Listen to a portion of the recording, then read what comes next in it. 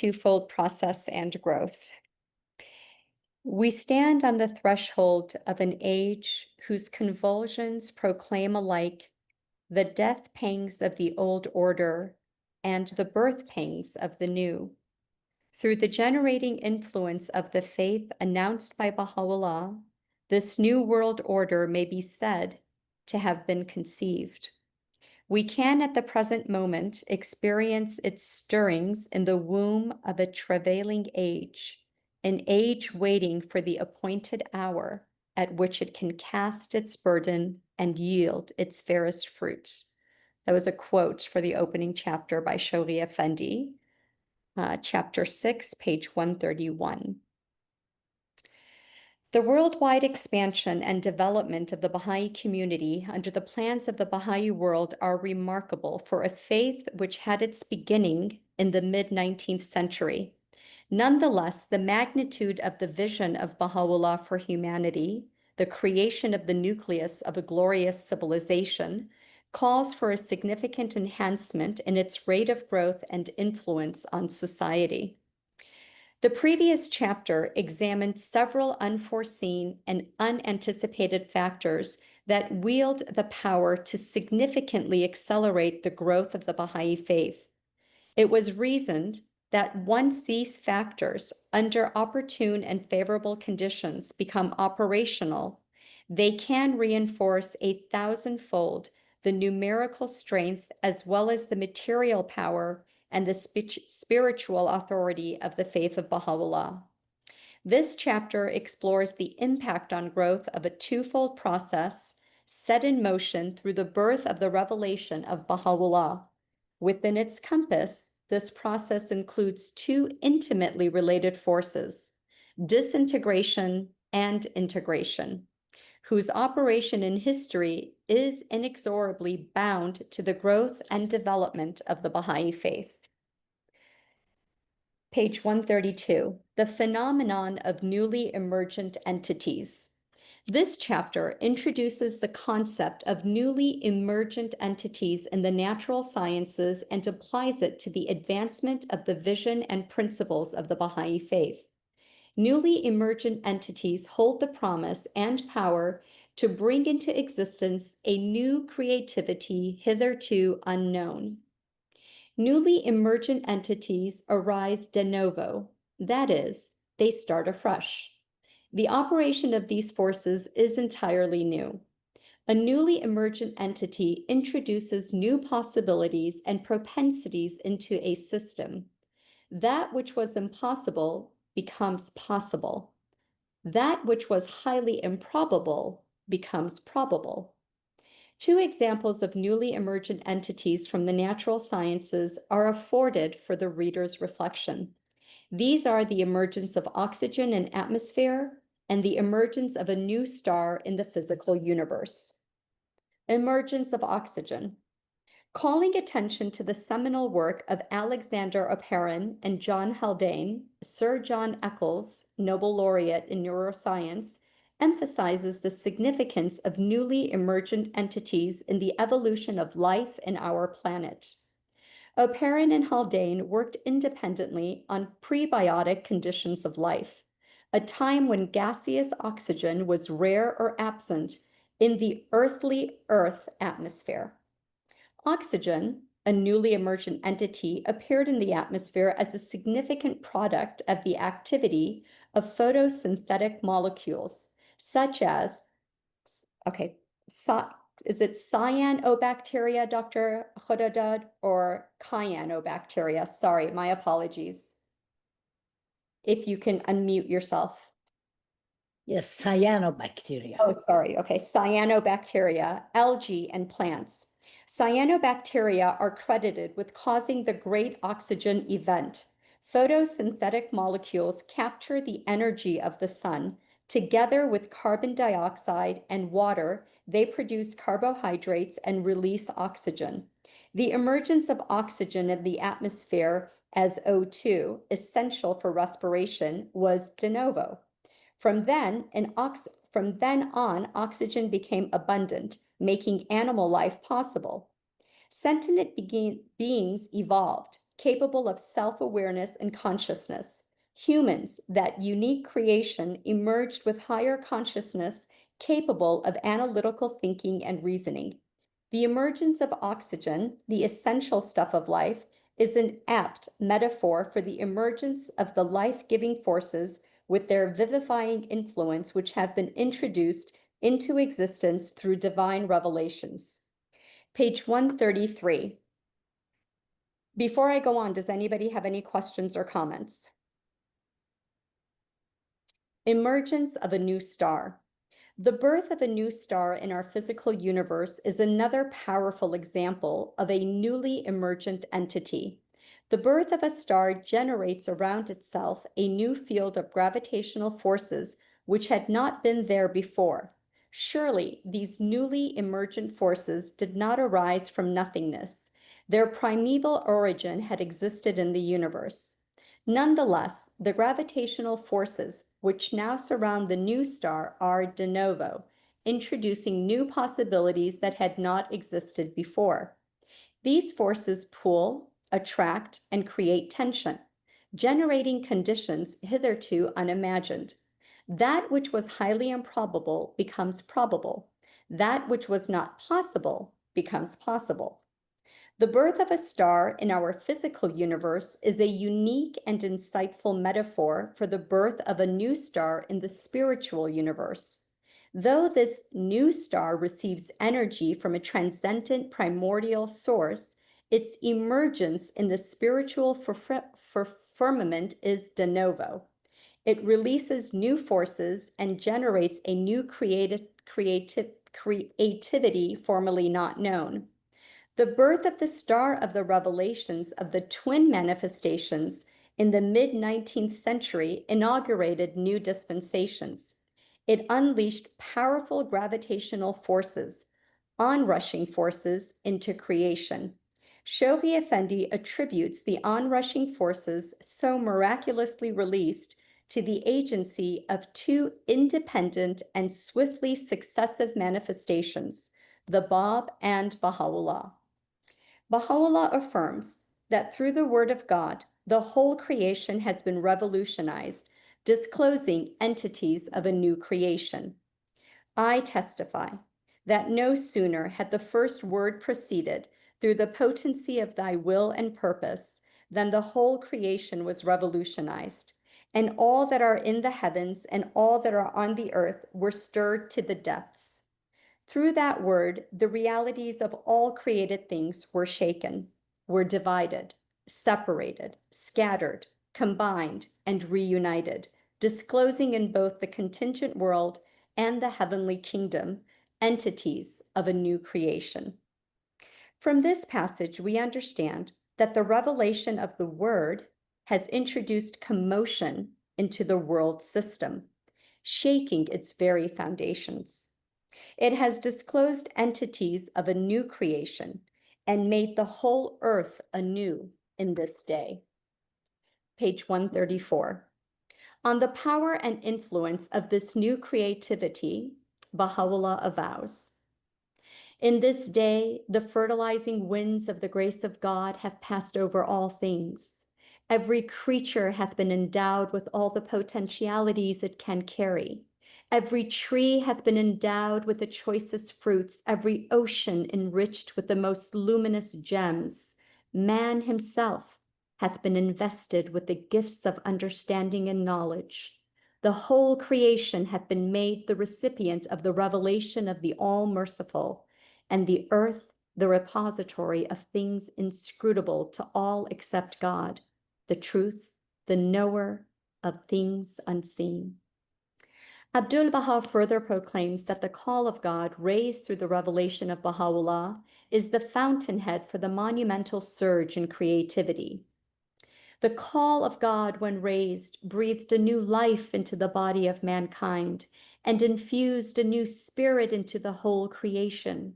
It is for this reason that the world hath been moved to its depths, and the earth and the hearts and consciences of men been quickened. Ere long, the evidences of this generation will be revealed, and the fast asleep will be awakened. Thus, the birth in the spiritual firmament of the star of the twin manifestations, the Bab and Baha'u'llah, has generated powerful forces. Just as its analog, the birth of a new star in the physical universe generates new possibilities and new gravitational forces. These forces attract, pull, and also create turbulence with consequent disequilibrium and chaos.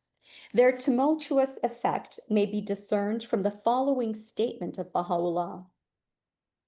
No sooner had that revelation been unveiled to men's eyes than the signs of universal discord appeared among the peoples of the world, and commotion seized the dwellers of earth and heaven, and the foundations of all things were shaken. The forces of dissension were released. May I make a point here? Please. A statement from Baha'u'llah, the word equilibrium has been upset, relates to this exact passage that you read. He talks about the equilibrium of the world has been upset through his revelation. The disequilibrium and all the chaos and disorganization that we witness, because no forces have been released and humankind needs to rise to a higher level to deal with those. Okay, sorry for the disruption. Continue. No, please. Yes. Numerous passages in the Baha'i sacred texts, however, bear tidings of the quickening, vivifying, and regenerating outcomes of that discord and dissension. Page 135. A twofold process of integration and disintegration. In the world order of Baha'u'llah, Shoghi Effendi elucidates the origin, outcome, and nature of these two forces. These forces are integrative and disintegrative. The integrative, or the constructive force, stands associated with the nascent faith of Baha'u'llah. It is advancing toward global consciousness, a global civilization, and a new world order. The disintegrative force, its opposing tendency, is moving toward the disintegration of the prevailing world order. Each of these is tending in its own way and with an accelerated momentum to bring to a climax the forces that are transforming the face of our planet. Thus, the anticipated outcome of their interplay is clearly the transformation of our planet. Shoghi Effendi illuminates the nature of this twofold process. The constructive force, the integrating force, is the harbinger of the new world order that faith must ere long establish. It has instilled into humanity the capacity to attain the final stage in its organic and collective evolution. The disintegrating force is fundamentally disruptive. It should be identified with a civilization that has refused to answer to the expectation of a new age and is consequently falling into chaos and decline. It tends to tear down with increasing violence the antiquated barriers that seek to block humanity's progress towards its destined goal. The dynamic interplay between these two tendencies compels reflection on their interrelationship and their eventual outcome. A question here. Are we actually witnessing such an interplay in our world right now? Are we? I think we are, yes, absolutely. Can you give some examples of it? Well, I think just the whole, unfortunately, just even the wars that have happened, the small wars between Russia and Ukraine, just everything, everything that we see right now in the news, unfortunately, as close to even the United States with what's happening. There is a lot of disintegration, absolutely. Anybody else? Would anybody like to take over reading? Okay. Oh, please, yes, Teresa. Page 135, just because I don't want people to get tired of my voice. Relationship between the two forces. Thank you. Just gave you Teresa, before you go on, I'm so sorry. Jay has his hand up. Jay, please. All right. Yeah, I just put my hand up late. Just on the things that were the chaos that was emerging that Gene had asked about. All the institutions are fallen, and people can see that they're not working anymore. So whether it's the Institute of War, or whether it's the judicial system, or the education systems being attacked, the freedom of speech, or the ability to get the truth. So anyway, all humanity used to be a few people were worried about these kind of things, but everybody's able to see that it's not working very well. So I just you'd ask for examples of what was collapsing, and pretty much everything. Thank you, Jay. How about some of the integration, like the emancipation of women and the development of the Baha'i institutions and lots of things, interfaith groups that are happening. That's all.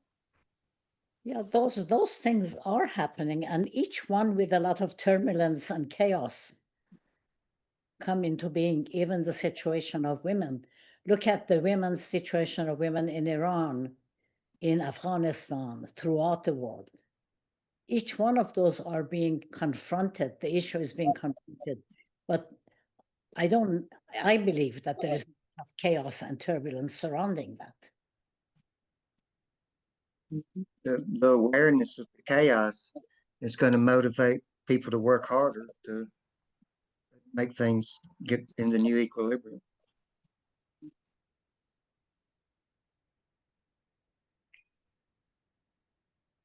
Thank you. Teresa, please. Okay, page 135. Did you read that? A twofold process of integration and disintegration? That part I did read. Yeah, so we're on relationship between the two forces. Okay. Relationship between the two forces. Several insights may be gleaned from the statements of Shoghi Effendi. First, the dynamic process generated through the revelation of Baha'u'llah is twofold. Hence, both the integrative and the disintegrative forces must be viewed as part of the same process. However, as opposing tendencies, they are in opposition to one another. Second, a spiritual struggle prevails between them. Third, the disintegrative force is the consequence of a lack of responsive civilization to the expectation of a new age, the new world order. Thus, the disintegrative force may be characterized as a lack of response to the integrative. It is a deficit. This is page 136. Shoghi Effendi calls attention to a spiritual struggle of titanic magnitude between these two opposing tendencies. A spiritual struggle, unparalleled in its magnitude, yet unspeakably glorious in its ultimate consequences. It will wage as a result of these opposing tendencies in this age of transition through which the organized community of the followers of Baha'u'llah and mankind as a whole are passing. Such titanic struggle creates tension, which exerts pressure on the world system as well as on the Baha'i community. Pressure is an important factor in phase transitions. Increased pressure on a system accelerates its transition from one level to the next. Transition in phase, an enhancer of growth, was discussed in Chapter 2. We can apply this principle to transition in human civilization as well as in Baha'i community. Increased pressure, the outcome of the titanic struggle between the two forces, can accelerate the transition of human civilization from one phase to the next higher phase, toward the oneness of the human race. Concomitant with this, increased pressure can accelerate the evolution and growth of the Baha'i community, spurring its quantum leap from one level to the next. Overall, the synergistic effect of the workings of the twofold process is bound to be salutary on the advancement of the Baha'i faith. It should be noted that the disintegrative force, in reality a deficit, has no positive value. The important point relates to two fundamental principles of the Baha'i faith. First is the doctrine of good and evil, and second is the doctrine of the innate original nobility of the individual. A The Baha'i question. I sorry. have a question here. Why it says compares to good and evil? And what in Baha'i writings takes us to the point that the paragraph intends to reach? In the Baha'i faith, what is evil? Does it have a positive effect?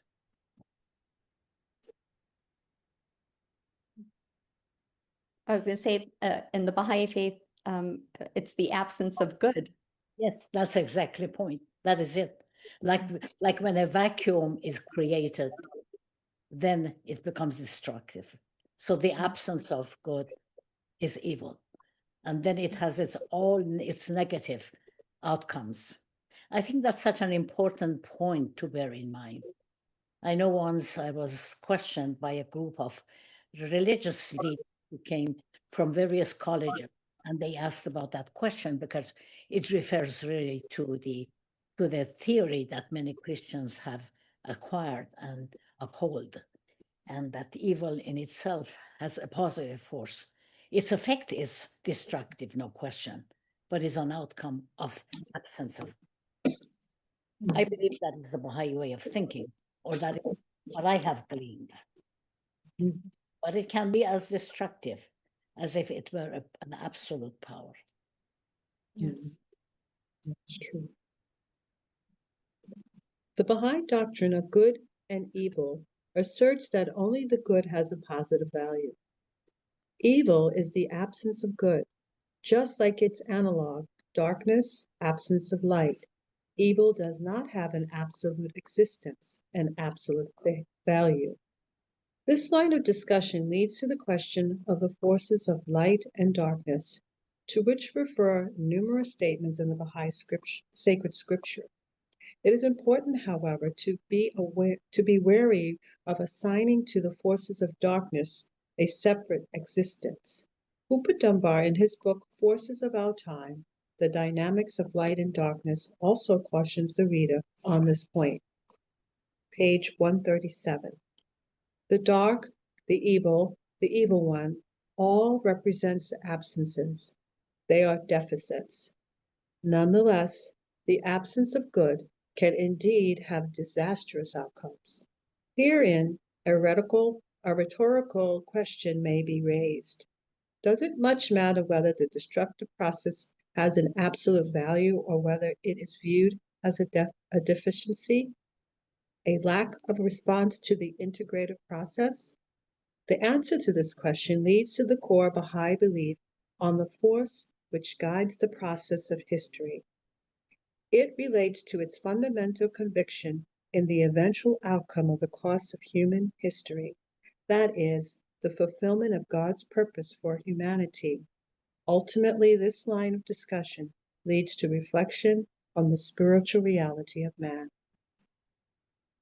Original nobility, not original sin. The belief that man is graven in the image of God is fundamental to the great religions of the world. In the Baha'i faith, this belief is emphasized. Baha'u'llah affirms that man's creation is noble. O Son of Spirit, noble have I created thee, yet thou hast debased thyself. Rise then unto that for which thou wast created. Baha'u'llah.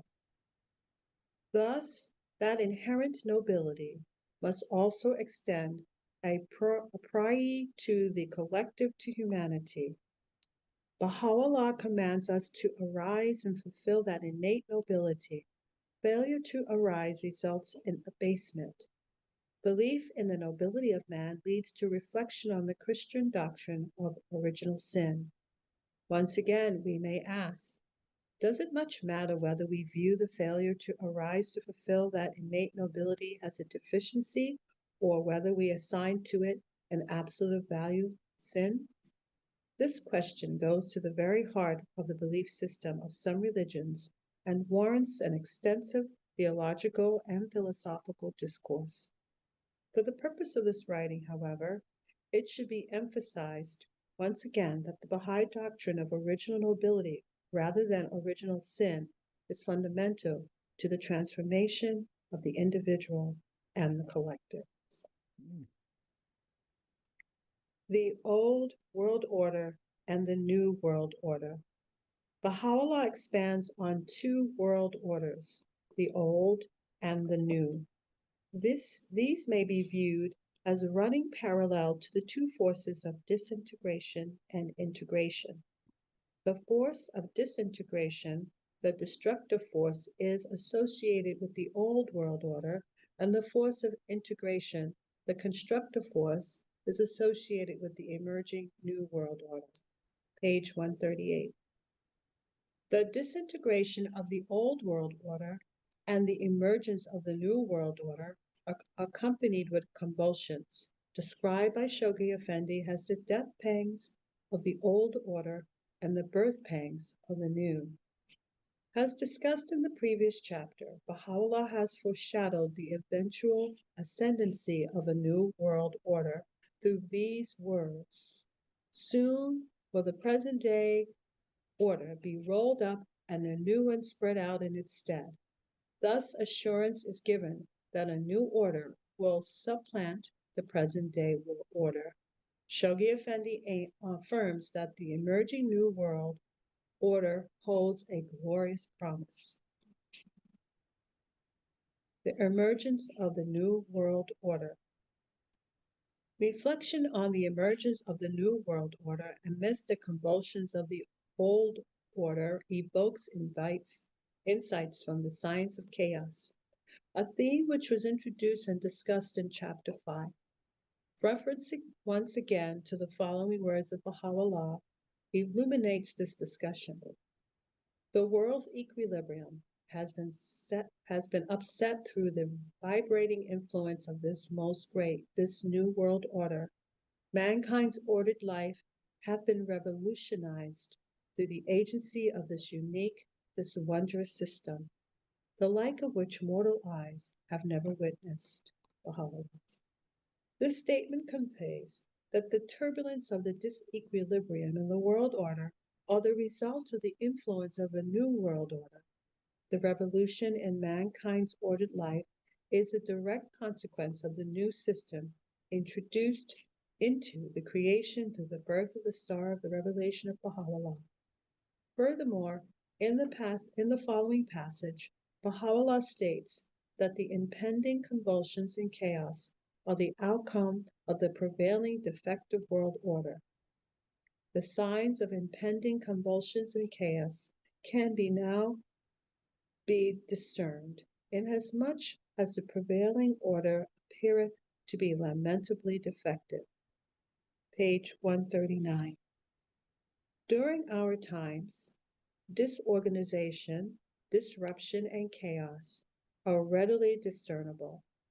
The newly emerging entities out of the birth of the star of the twin manifestations, the Bab and Baha'u'llah, have generated new possibilities and created turbulence.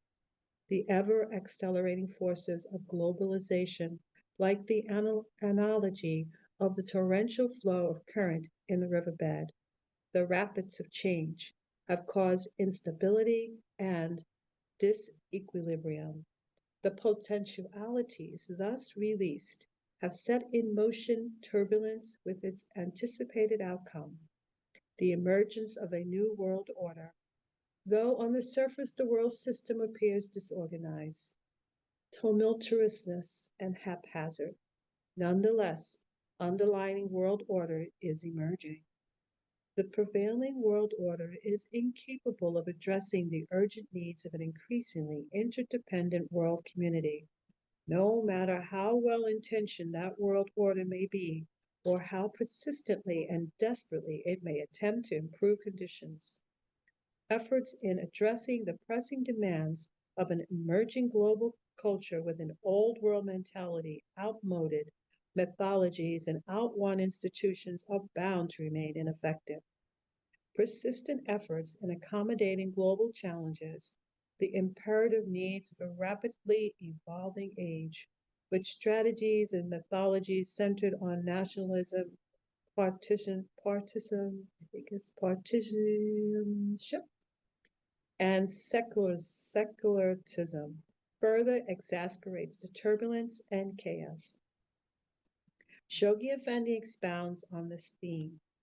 It is not a fact that the fundamental cause of this world unrest is attributable not too much to the consequences of what must sooner or later come to be regarded as a transitory dislocation in the affairs of a continually changing world, but rather in the failure of those into whose hands the immediate destinies of peoples and nations have been committed to adjust their system of economic and political institutions to the imperative needs of a rapidly evolving age. If I could just do a slight pause before you continue with the next paragraph. So here, Dr. Khodadad referenced a discussion on the theme of chaos in Chapter 5. And Chapter 5 was our homework assignment. So for those of you who maybe glossed over it or just said, I'm going to ignore it and I'll just pick up on Chapter 6, don't. Please make sure at least you go on page 126, where Dr. Khodadad actually gets into the chain of events that Shoghi Effendi describes. Please, please read that paragraph. Just don't gloss through it, okay? Because you're going to miss a lot, okay? Please continue, Teresa. Okay. Usage of the term world order. In view of the prevailing world scene, world order, an expression fundamental to the Baha'i lexicon, may seem incongruent. To the overwhelming majority of the inhabitants of our planet, world disorder is real and apparent. Puzzled by the assurance that Baha'is evinced in a peaceful and auspicious world order, people often wonder, with good reason, of which world order do the Baha'is speak? Baha'is are given assurance that in this interplay between the two forces of disintegration and integration associated with the two world orders, page 140, the revelation of Baha'u'llah is a driving force and will ultimately prevail in the construction of that new world order. They remain confident in the ultimate ascendancy of the order envisioned by Baha'u'llah. Their sacred writings impart a clear image, indelibly imprinted in their hearts and on their minds, making it possible for them to discern, to see. This enables a clear vision, the perception of two distinct but interrelated forces, the destructive but also the constructive, that universal fermentation which is reshaping humanity. Shoghi Effendi writes in this regard, as we view the world around us, we are compelled to observe the manifold evidences of that universal fermentation which, in every continent of the globe and in every department of human life, be it religious, social, economic, or political, is purging and reshaping humanity in anticipation of the day when the wholeness of the human race will have been recognized and its unity established. Numerous evidences of the operation of the two processes are before us. These may not be readily discernible due to the intimate interplay between the two forces and their consequent entanglements. To most observers, the disruptive process predominates, overshadowing the obscurity of the view of the constructive. However, the vision imparted through the writings of the Baha'i faith imbues one with a sharp perception amidst the chaos and turbulence of our world. A constructive process, an emerging new world order can be discerned. The birth of a new world order amidst the death of the old. This chapter was launched with the following words of Shoghi Effendi. We stand on the threshold of an age whose convulsions proclaim alike the death pangs of the old order and the birth pangs of the new. Through the generating influence of the faith announced by Baha'u'llah, this new world order may be said to have been conceived. We can, at the present moment, experience its stirrings in the womb of a travailing age, an age waiting for the appointed hour at which it cast its burden and yield its fairest fruit. Shoghi Effendi evokes these words of Baha'u'llah, page 141. The whole world is now in a state of pregnancy. The day is approaching when it will have yielded its noblest fruits, when from it will have sprung forth the loftiest trees, the most enchanting blossoms, and the most heavenly blessings. Overwhelming majority of the inhabitants of our planet cannot readily discern that amidst the tumult of the world, a new birth may be taking place. A constructive process is at work. Very few have expressed such awareness. Among them are Alfin Tofia and Carlos Fuentes, who asks, are we dying or are we being born? The metaphor of a hidden image. Metaphors and analogies are of special value in illustrating the importance of sharpening one's perception and viewpoint. The metaphor of a hidden image is often employed by psychologists and some social scientists for this purpose. A picture is used, which is a composite of two images. One image predominates, the other image is intertwined within and hidden from view. Predominating image is quite readily seen by most observers at first glance. The second image, however, is not as readily perceived. I think it would be wonderful to have a discussion on this point because it's becomes such a significant reality. Yes.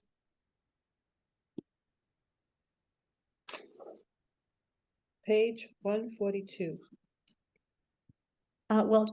Let's see. Wait. Dr. Khodadad, so a discussion. I remember when we first started this, you had mentioned how your book uses a lot of metaphors, and that's exactly what Baha'u'llah, Abdu'l-Baha, they do to make it easy for us, right? So we're able to understand. So here, immediately, and of course, the friends who don't have the book, we go to the next page and we actually, see these images, one which is hidden and one, which you can clearly see depicted by a jungle, and then one without. So the conversation, I guess it's also a lot of things in context, right? With whatever point of view people have, right? It always has to do with context, right? So because everything, people's perceptions, people's ideas, people's beliefs, the person who's a Christian, the person who's a Mormon, they all come from a different background, right? So they perceive things differently. So there has to also be like that context of where they're coming from and why they believe what they believe, right? So when you say we should have a discussion, I think, what I'd like to do is kind of also show this image. So if they don't have it. So there's one image, which is just of the mansion. And then this other image, which is surrounded by the jungle, which you originally put on the bottom of this page.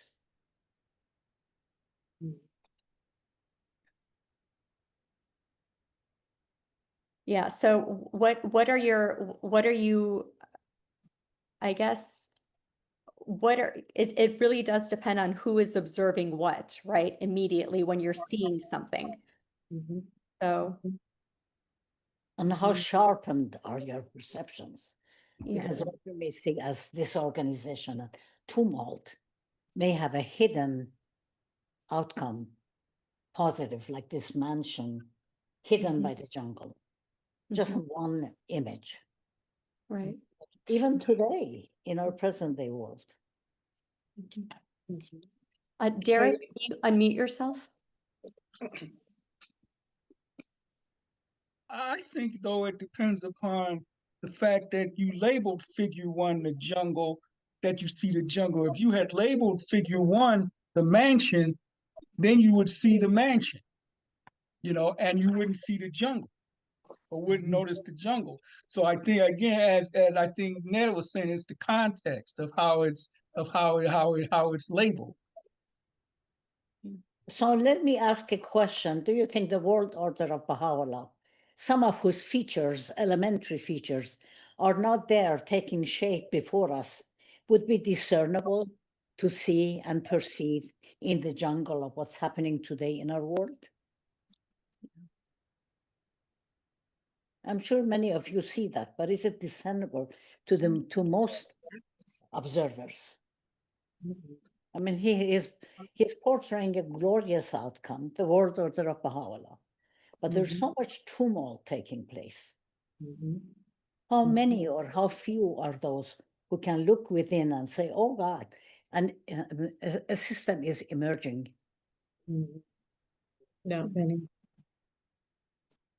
I know if I wasn't a Baha'i, I would be very sad and worried. But being a Baha'i, it's changed how I see the world and how I speak to people. So, Thank you. Let me go with Diana and then Seraphim, who have their hands up. Diana, please unmute. Thank you. Yes, well, this is somewhat related, I think. If not, I can save it for another time. The concept of the Baha'is being leaven, how we're told we're leaven. Something just came to me recently about, in the response about some of these groups about racial healing. And I was talking with one of the Baha'is about it, and there's different activities that are happening, and they're a mix of people. Some are Baha'i, some are not, of course. And then I thought, I'm just going to look at AI just out of curiosity to see what kind of groups are forming in racial healing. I could not believe the list. I mean, it was an enormous list of activities that were very Baha'i-like, really. And I thought about this, just what you're saying about this, what's going on, the disintegration and integration and the processes and the forces, evil and good and so forth, and being the leaven, that there's these unconscious forces as well, that the revelation of Baha'u'llah came to everyone, whether they're a Baha'i or not, and whether they're, Mormon or atheist or whatever, that at some point there's a reflection of the revelation, perhaps our role in the covenant in, trying to do our best to follow the 9-year plan goals and, and transforming ourselves, our inner life, has that's being accompanied by this transformation of the whole of society, being that we're this leaven, that we're not even aware of the forces that are coming out on the whole, planet of people who aren't even Baha'is, that are moving in the direction of Baha'u'llah's teachings that we're not even aware of. At least I'm not aware of. This is something new that I just kind of became astonished at, and was very pleased with all the chaos and sadness going on. It gave me even more hope. So I'd be very interested to hear your view on that, on my limited humble perspective here. I think one of the points here is that once you see that castle within the forest, once you see it, once you acquire that image, and I think that many of you do see that, because in many of the writings is described and it's inspired. Then when you look at the word tumult, you see the forest and you see the tumult, but you do see that castle emerging in the background. Yeah. Thank you. Seraphim, please. Yes, in answer to Dr. Khodadad's question, would we able to, I don't think we'd be able to see the order of light emerge without the order of darkness. Just like a charcoal drawing, if you want to draw a beautiful portrait, you have to put down some darkness and black in order for an image to emerge. If you were just looking at a white face, nothing would appear. So perhaps the use of the forces of darkness are to bring the forces of light out all the more.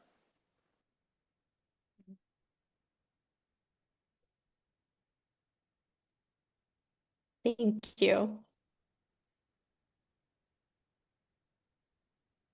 Okay, Teresa, if you could continue on page 142.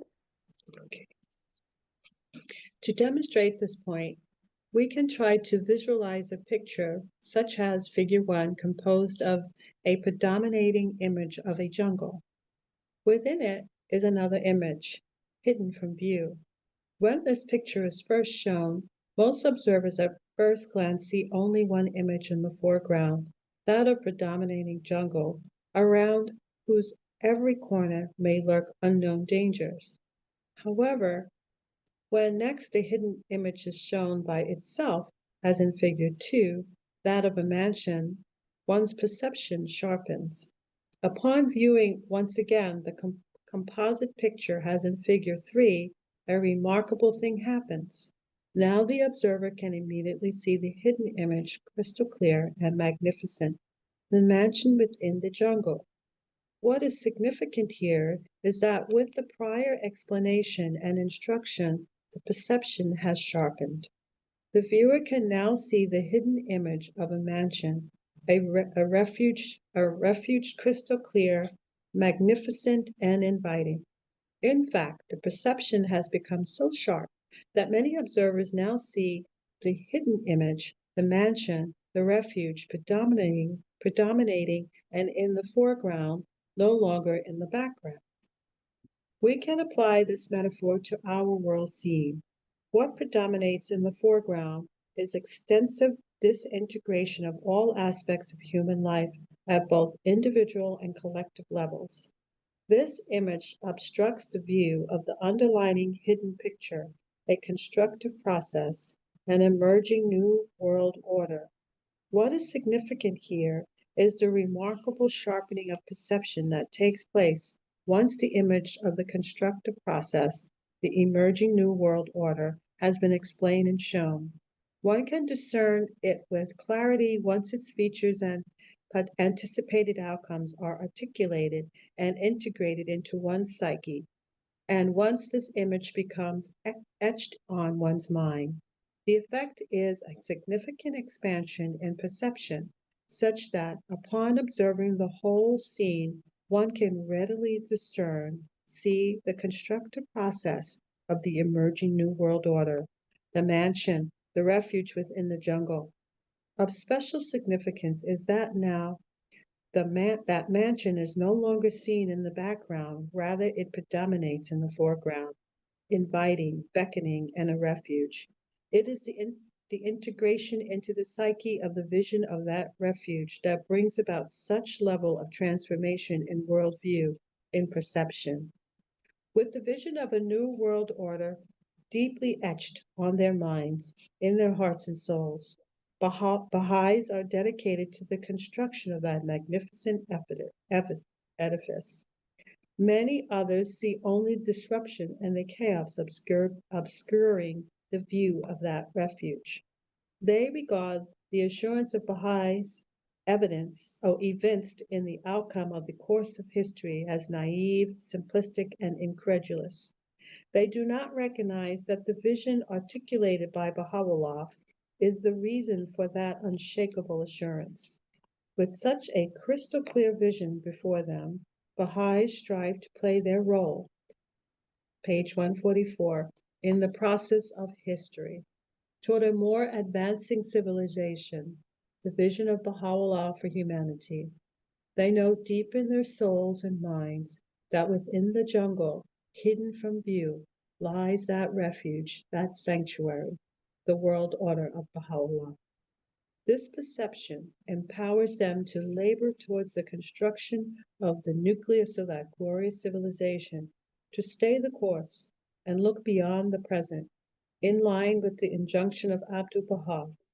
Look ye not upon the present, fix your gaze upon the times to come. I'd like to make a point here that a personal view, but I think it may be shared by the rest of you. Is this why people look at us and say you're talking about an idealistic situation that could never be? You're simpleton when we talk about the world order of Baha'u'llah, the way it's depicted in his own writings and also in the writings of beloved Shoghi Effendi. Because we can see it has been shown to us, and others only see the chaos. I have been told many times that you're just idealistic, a simpleton. This thing is not taking place. There is no castle. I'm using the term castle. There is no ideal view that is being projected through Baha'i writings. That is all chaos and destruction, and that's what it is. Do we all relate to that when people respond to our idealism, to the beautiful image that is written, explained in Baha'i writings?